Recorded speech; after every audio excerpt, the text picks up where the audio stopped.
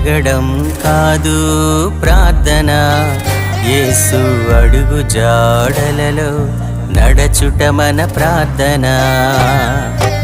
అడగడం కాదు ప్రార్థన, యేసు అడుగు జాడలలో నడుచుట మన ప్రార్థన.